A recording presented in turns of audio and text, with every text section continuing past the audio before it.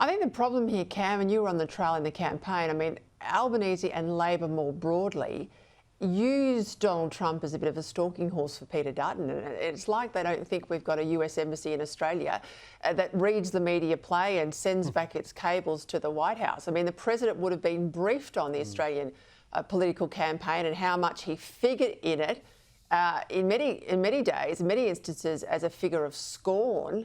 And then, of course, you've got all the historic references, I played them before, from the Prime Minister and Kevin Rudd about Donald Trump when he was on the outer.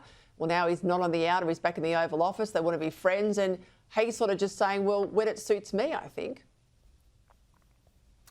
It's a kick in the guts, Peter, there's no doubt about that, and particularly the way that it played out in the space of about 20 minutes, where the Prime Minister's press conference concluded, where he's talking up, really with a big smile after Keir Starmer was there talking up AUKUS, feeling like he's probably had a bit of a win there. It was going to walk into the meeting with Donald Trump, shake hands, get the big photo, kill off that criticism from the coalition to say that he couldn't get a meeting.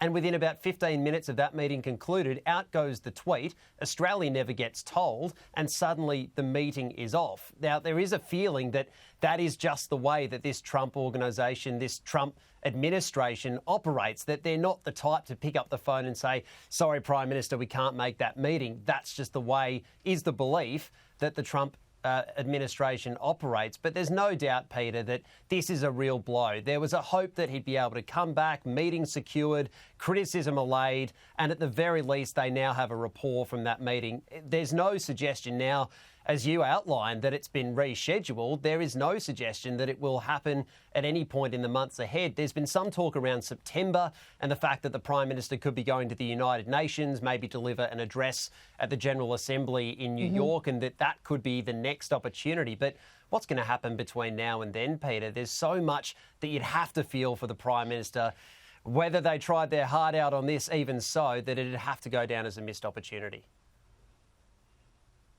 Absolutely, but I also think he's played it pretty poorly since the president was elected in November.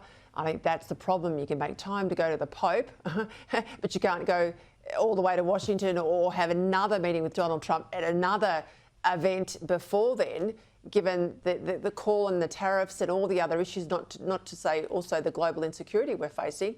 And to look like we've snubbed James Morrow, those comments that we saw only just recently at the Shangri-La Dialogue about Australia pulling our weight in defence funding terms.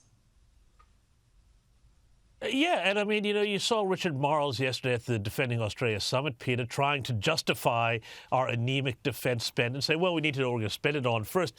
But, that's the sort of thing that's just not going to cut it. And there's a million other issues, too, that the Trump administration could also have with Australia right now. That includes the recent cancellation of those Israeli visas, from those cabinet ministers. It's the whole free speech situation.